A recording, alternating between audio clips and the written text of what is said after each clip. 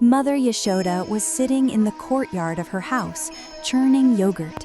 She gently moved the churning rod back and forth while softly humming sweet songs. As she worked, she remembered the playful mischief of her beloved little Krishna. A warm smile shone on her face, and her heart was filled with endless love for her child. Just then, little Krishna walked into the courtyard. He was feeling hungry. Slowly, he came near his mother, held the edge of her sari, and said, "Mother, please give me some milk." Mother Yashoda lovingly lifted her dear child into her arms. She began feeding him milk and gazed at his sweet face with affection.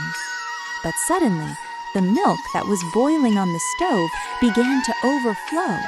To stop it from spilling, Yashoda quickly placed Krishna down and rushed toward the stove. Krishna did not like this at all. He thought to himself, "Why did Mother leave me?" He became a little angry. Picking up a small stone nearby, he struck the pot of yogurt and broke it. The pot shattered and yogurt spread all over the floor. Then Krishna quietly walked into another room. There, he saw a wooden mortar lying upside down.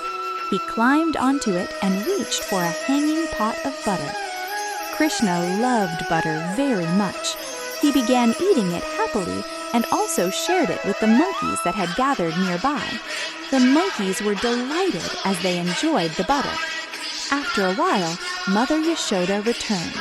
She saw the broken yogurt pot and immediately understood that this must be the work of her mischievous little Krishna.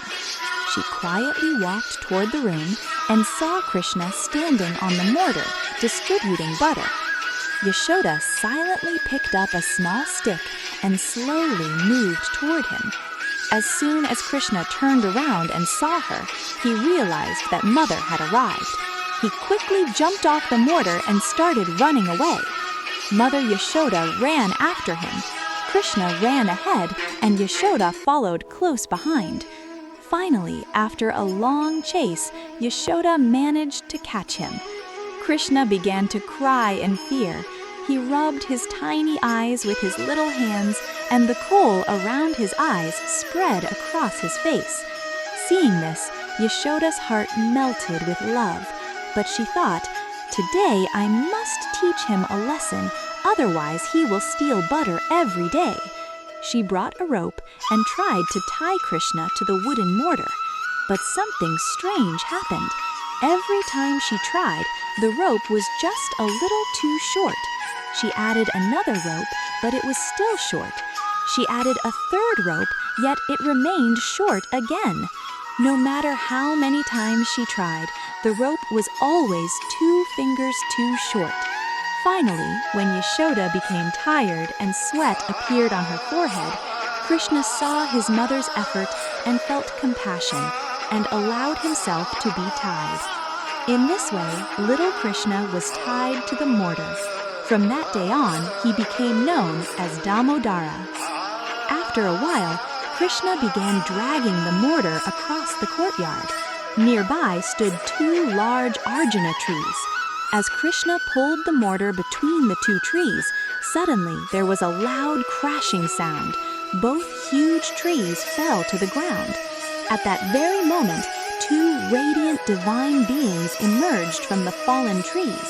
They were Nalakuvara and Manigriva, the sons of Kubera. Because of their arrogance, they had once been cursed by the sage Narada to become trees. With Krishna's touch, their curse was finally lifted. They bowed down to Lord Krishna, thanked him with deep gratitude, and then returned to their divine world. And in Gokul,